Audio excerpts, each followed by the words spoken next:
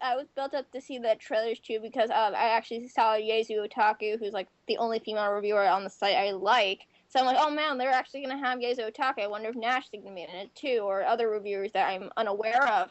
I, And I saw it, and I was just kind of disappointed. But I'll get to that later. but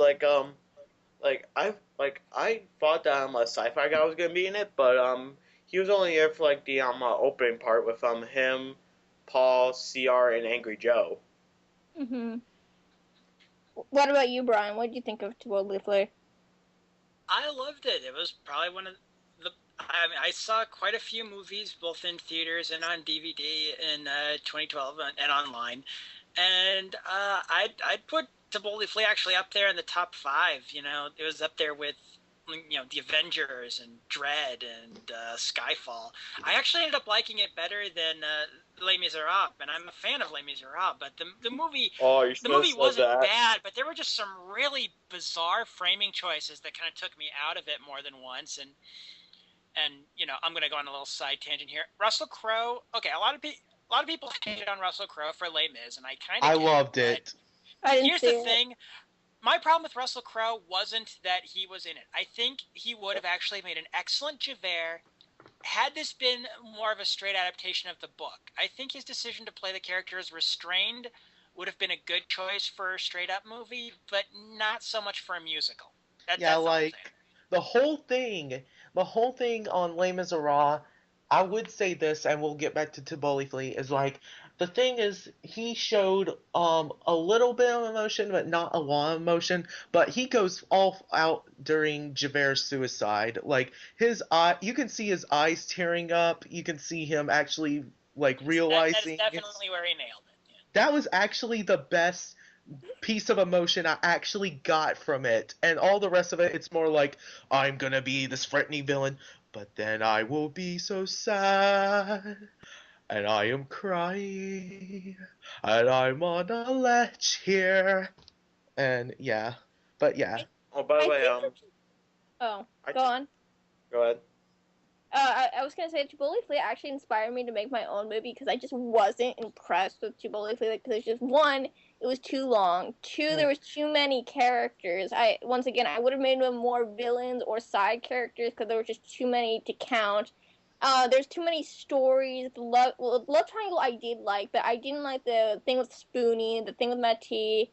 Other Like, side stories all going at one time. If you want a good movie, stick to one plot and yeah, no more than three side like plots. going back to the thing from Spoonie and Mati. Mhm. Like me and Brian might get this because we're Star Trek fans, but they were Okay. spoofing the thing in Star Trek 3 when Bones thinks that he is Spock. So Spoonie was thinking that Yeah, he was well, when Bones has Spock's Katre in him, yeah. yeah. So and so in here, See, that didn't bother. Multiple plot lines don't bother me. I mean, a lot of people have accused me as like, oh, that's why you don't like Game of Thrones because it's got so much going on. It's got so many layers. It's like, no, I like layers. I liked Southland Tales for crying out loud. I don't like Game of Thrones because it's too rapey, incesty for my tastes. I don't watch Game of Thrones, but the thing I'm a storyteller. I write a lot of stories, but personal perspective, if you're writing one movie, it should not have too many plots. If you're it's a TV show, that's okay, but if you're having a movie, it's just like it takes away. It makes the Well, director. Taboli Flea is really. I mean, this is kind of quoting Rob here. It was really more of a mini series. Meant to Yeah, be well, seen I more as a mini understand. series than a movie, anyway. So I yeah. didn't know it was a miniseries until after it came out when another person that was a fan of the site told me, but like it's on DVD, so I assumed it was a movie. So yeah, I mean, it just did not seem like a miniseries to me. It just seemed like one overly long movie. Yeah. And the thing Yeah, with me, I sat willingly and enjoyed every moment of the extended director's cut of Return of the King. Taboli Flea is not that big a deal. yeah. Uh, I know Lord of the Rings is supposed to be really long. I know Les Mis is also supposed to be really long oh too. yeah. But a lot of people hate me because of this one scene that I really, really like. Because they're like, "Oh, you hate people." I'm like, "No, I actually really like this joke. I did not know it was a rape joke, but it was that scene." It was the scene with Mechakara and Stall. Huh? You're, it was the thing. Okay, it wasn't a rape joke per se. It's just that It's, Doug kind of failed to realize how it could be perceived that way. There is kind of a difference there. yeah. But the thing is, I kind of did view it, but it wasn't taken seriously, which is why I liked it. So. Yeah, just like. So yeah, it was weird. Just Matthew's face just like probably like got like a few chuckles at me from it. I also like how they carried it on too. Like they're acting like it just keeps going on, that joke. So that joke was actually pretty good. But I didn't know it was supposed to be what it was, because I wasn't a Star Trek fan. So a lot of people were saying, "Oh, it's a rape joke. You shouldn't like that." I'm like, I didn't know that. I don't watch Star Trek. I don't watch a lot of movies. I'm kind of like, I don't watch a lot of anything, really. I watch mostly anime and NBC and game shows and Food Network. That's all I do. So, I'm sad that they're canceling Paula Deen, and I don't even watch Paula Deen. okay, so Yeah, we had this discussion before, but I will not miss her at all. And I mean, she just makes the most unhealthy foods. That is just horrible, just non-nutritious, diabetes-inducing crap. But it's so good. It's sort of like my motto is like good equals trans fat. It's basically anything that is like you can take a corn dog, dip it in chocolate, put it with sprinkles, and put whipped cream on that mother, and oh my god. You just made me nauseous. what you're just eating there because it's just a handful of diabetes. But no. Or diabetes. My arteries are hardening just hearing.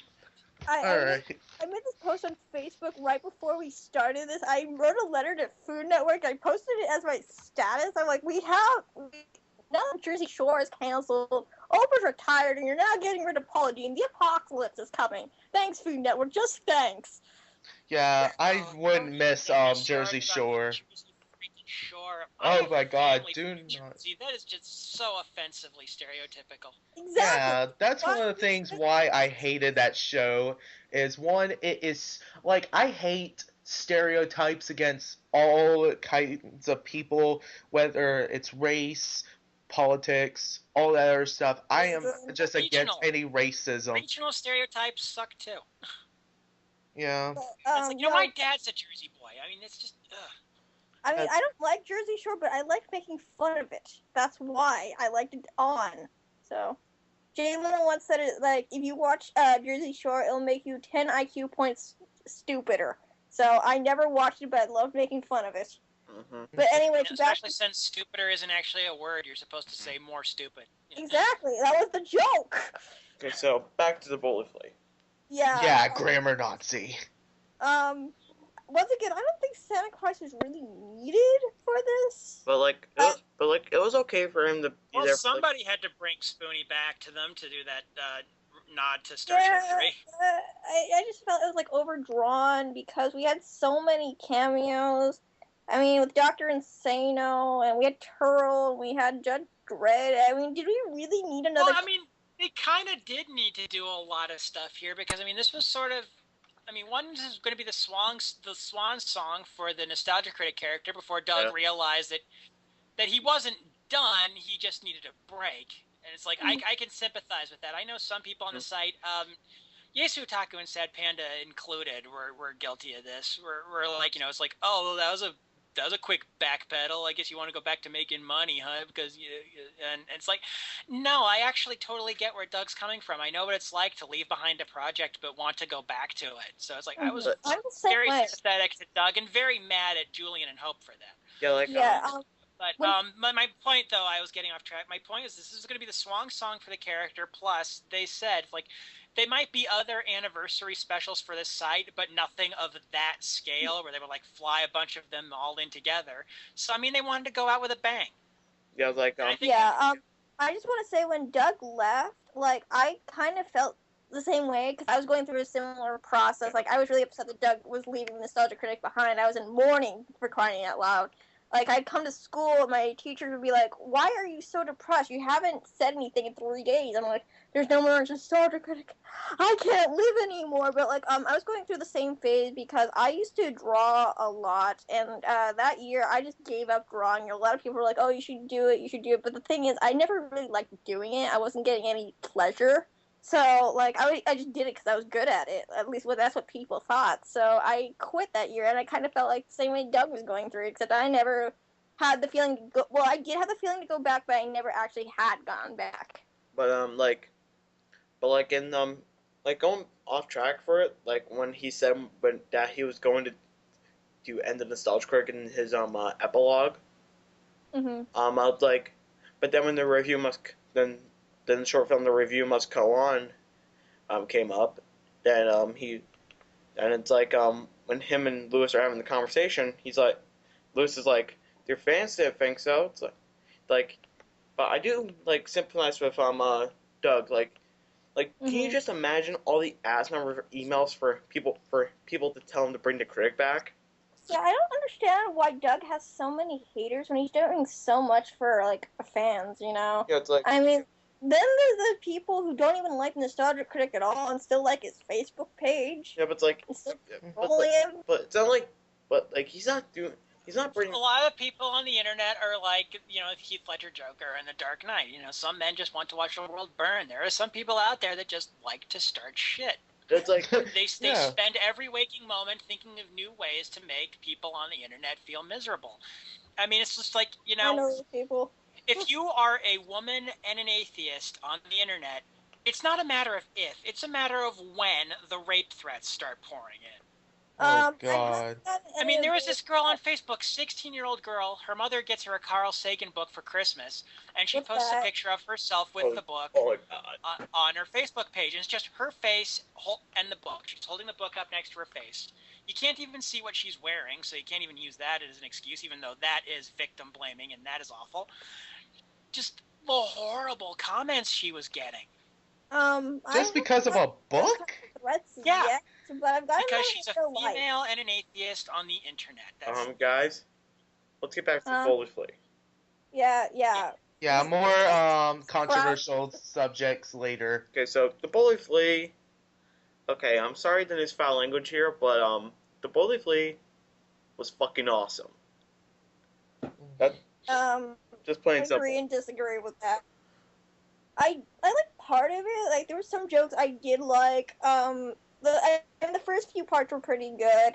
It wasn't until the ending where I'm like, oh my god, this is stupid. Because the ending was just like made really cheesy. When the subject critic goes into the plot hole and meets the writer, that actually made me cringe because I'm like, oh my god, this is so scary. I'm like, oh my god, I gotta watch it. But then